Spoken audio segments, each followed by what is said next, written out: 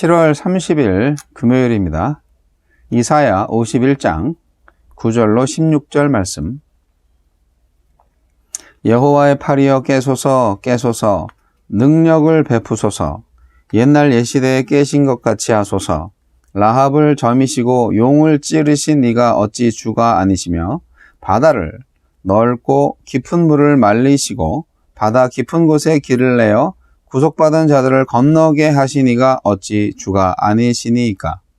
여호와께 구속받은 자들이 돌아와 노래하며 시온으로 돌아오니 영원한 기쁨이 그들의 머리 위에 있고 즐거움과 기쁨을 얻으리니 슬픔과 탄식이 달아나리이다. 이르시되 너희를 위로하는 자는 나 곧 나이니라.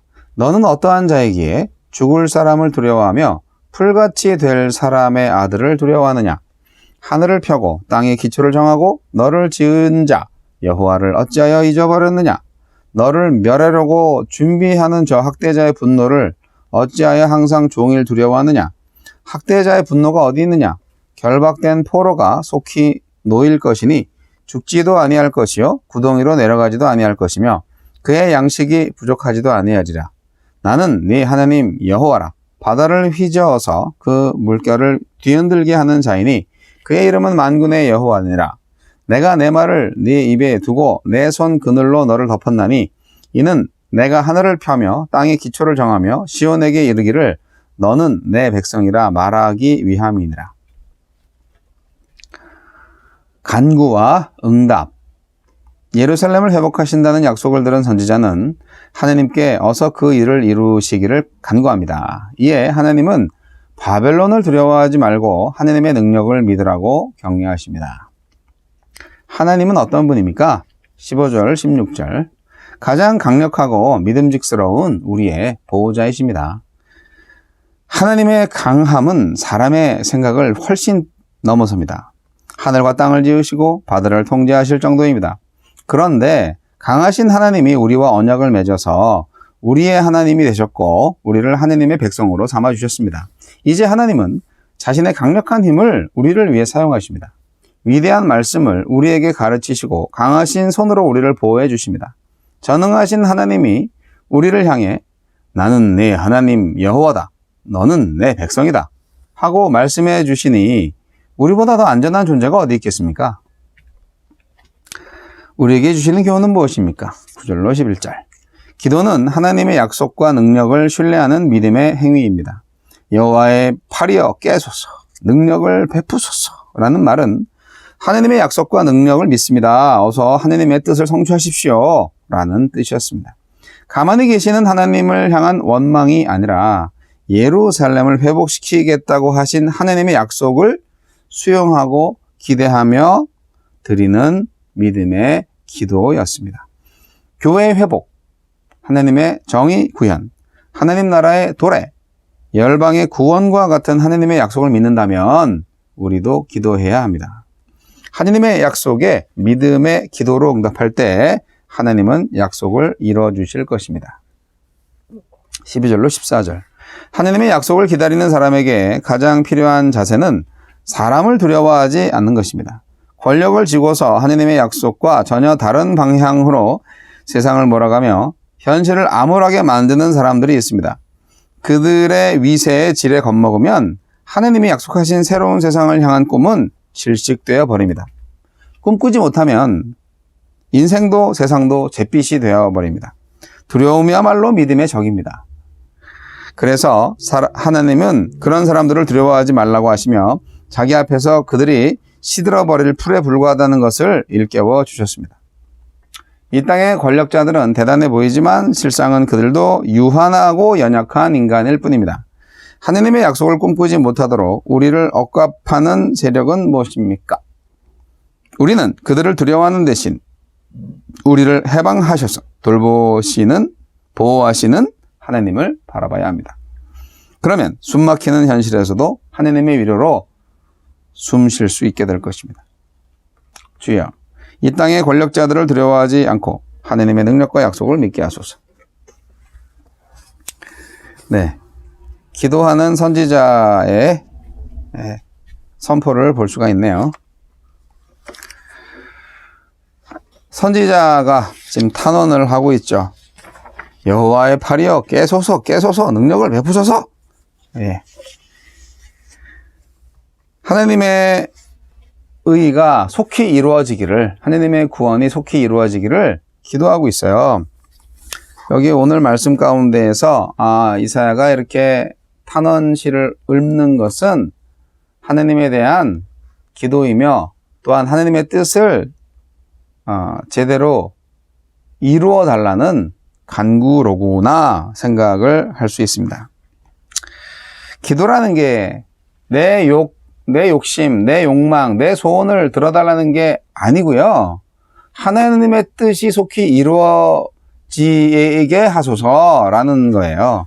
하나님의 뜻을 이루게 하는 우리의 참여, 그게 기도예요. 우리가 하나님의 뜻대로 구해야 응답을 받잖아요.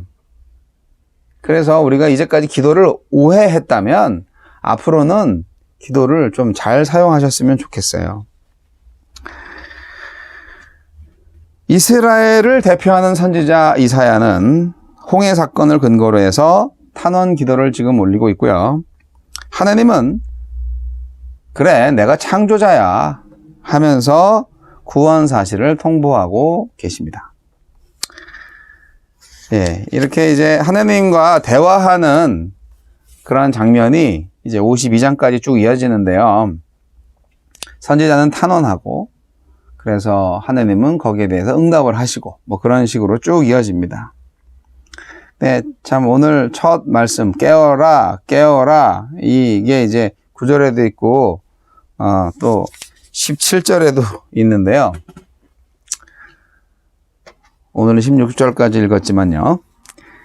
이런 게 어떻게 보면 절박하죠. 이렇게 절박한 외침이 이사야의 기도 가운데 있는 것입니다.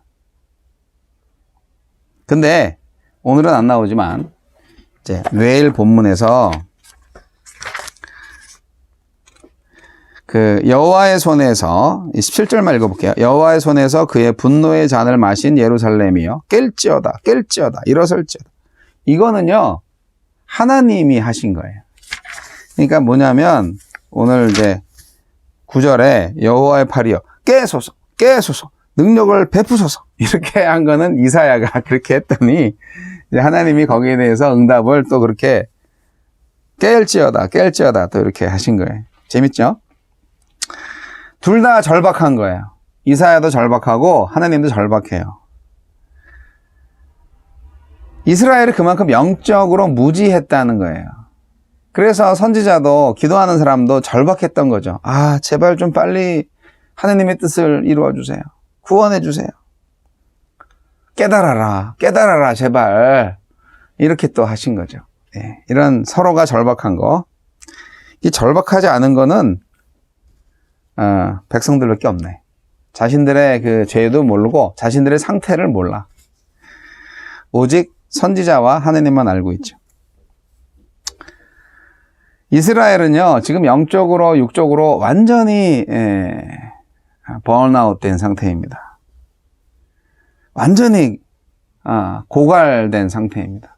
근데 그거를 정말 잘 아는 분은 하나님이시고 그리고 또 하나님의 종인 선지자가 알고 있는 거죠. 40장 이후에 계속 하나님만 의지하도록 권고했어요. 하지만 이사야서의 독자들은 그냥 여전히 인간 바벨론을 두려워하는 불신앙의 모습을 보여줬습니다. 영적으로 우매한 상태에 있는 거죠. 누구를 두려워해야 될지를 모르는 거예요. 세상 권력을 두려워하고 있잖아요. 근데 우리도 똑같은 것 같아요. 우리가 지금 바벨론과 같은 세상에 살고 있고요.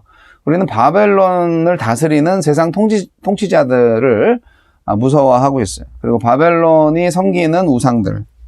오늘날의 우상은 돈과 권력과 그 밖에 이제 욕망들이죠. 쾌락도 우상이 될 수 있고. 그런 것들을 우리가 섬기고 있고, 그런 것들을 부리는 세속 권력들을 두려워하고 있죠. 그러지 말라는 거예요.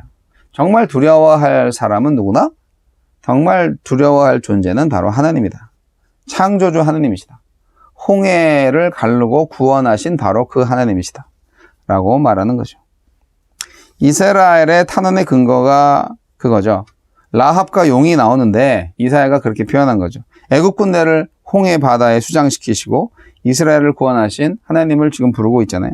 하나님 그렇게 해주셨잖아요. 그렇게 하신 하나님이시잖아요. 빨리 지금 우리를 구원해 주세요. 하는 거죠. 바벨론으로부터 고통받는 이스라엘을 해방시키실 것처럼 저와 여러분이 지금 세상 권력 또는 팬데믹 상황에서 힘들고 어려운 상황, 이 모든 것에서 구원받으리라는 확신을 가지셔야 합니다. 어떠한 상황 속에서도 하나님을 경외하고 계명을 지키면 서로 사랑하라 하나님의 의와 사랑을 실천하면 반드시 구원을 얻으리라는 확신을 얻게 됩니다. 바벨론 포로 생활로 인해서 절망에 빠졌던 이스라엘. 예. 요즘 하나님이 없는 것 같이 보이죠? 예. 이렇게 엄청난 사람들이 죽어가고 있고 세상이 참 미쳐 돌아가고 있는데 하나님은 어디 계시나? 회의감이 들 수 있죠. 그래서 사람들은 삶의 의미를 상실하고 회의와 방황의 늪에 빠져서 정말 엉망진창으로 살아가고 있는데 바로 그러한 사람들을, 그러한 현대인들을 구원하실 분이 누구다? 하나님밖에 없다. 우리는 헛된 사사기나 철학, 여러 가지 미신 이런 거에 현혹되지 말고 오직 하나님의 말씀을 듣고 그분의 말씀에 순종함으로써 참된 구원을 얻어야 할 것입니다. 우리는 지금 말씀을 가지고 있다는 것이 얼마나 큰 은혜인지 알아야 합니다. 우리는 말씀을 갖고 있어요. 하나님께서 이스라엘 백성들을 어떻게 구원하셨는지, 그리고 온 인류를 어떻게 구원하실 건지에 대한 약속의 말씀을 갖고 있어요. 그렇기 때문에 이 성실하신 하나님의 약속을 믿는 우리가 믿지 못하는 사람들을 위해서 해야 할 일이 있는 거예요. 해방의 날은 기어코 옵니다. 죽지도 않을 것이고 먹고 사는 것을 걱정하지도 않을 날이 옵니다. 만군의 하나님 여호와께서 이 땅을 위협하는 그 모든 땅의 질서를 파괴하는 그 모든 세력들을 이제 확실하게 제압하시고 질서를 가져오실 거예요. 이스라엘은 하나님의 백성이잖아요. 그러니까 그 이스라엘 백성을 공격하는 것은 하나님을 공격하는 거죠. 우리 그리스도인들을 공격하는 것은 그리스도인들이 하나님의 자녀이기 때문에 결국 하나님을 공격하는 거예요. 그래서 이 그리스도인들을 좀 타겟으로 삼아서 일부러 공격하는 사람들 있잖아요. 확실하게 심판을 받고 벌을 받게 됩니다. 조심하셔야 됩니다. 그리스도인이 그렇게 하찮은 사람들이 아니에요. 인간적인 기준으로 보면은 바보 같지만 그리스도인은 하나님의 자녀입니다. 그래서 조심하셔야 돼요. 자연인들이요. 하나님은 이 팬데믹이 초래한 혼돈을 이제 곧 끝내실 겁니다. 저는 그렇게 믿고요. 그동안 여러 가지 속박에 매여 있었는데 이 팬데믹이 우리에게 주신 여러 가지 또 장점이 있어요. 교훈들이 있어요. 진짜 신앙과 가짜 신앙을 많이 이제 분리시켜 주었고요. 얼마나 실천적인 신앙과 이론적인 신앙이 다른가. 그것도 우리가 많이 알게 됐습니다. 여러분, 예배가 비대면인 예배냐, 대면 예배냐, 이게 중요하지 않잖아요? 근데 그게 굉장히 중요하신 분들이 있어요. 그래서 우리 기독교도 이렇게 갈리는데요. 그렇게 갈리는 거를 좋아할 자는 마귀밖에 없어요. 하나님은 그것도 원하지 않습니다. 사람들의 그 생각 차이가 무엇 때문인지 저는 자기 고집 때문이고 자기 의 때문이라고 생각을 합니다. 하나님의 마음으로 우리 마음들이 다 통일된다면 그렇게 분열되지 않겠죠. 여러분, 정리합니다. 우리는 하나님께 기도합니다. 능력을 베풀어 달라고. 이사야 종처럼. 그리고 두려워하지 않을 겁니다. 세상 권력에 대해서 절대 두려워하지 않을 겁니다. 목에 칼이 들어와도 하나님을 경외하고 하나님의 구원을 의지할 겁니다. 그리고 그 약속은 반드시 이루어질 것입니다. 그래서 하나님을 따르는 의의 백성들이 하나님의 나라를 맞이하게 될 것입니다. 믿으세요. 이제 얼마 안 남았습니다. 조금 더 버텨야 되겠지만요. 중요한 건 우리가 하나님과 신뢰관계를 항상 가지고 있어야 된다는 거죠. 그래야 안심하고 고통 중에서라도 하나님의 구원을 기다리며 즐거워할 수가 있겠죠. 오늘도 승리하십시오.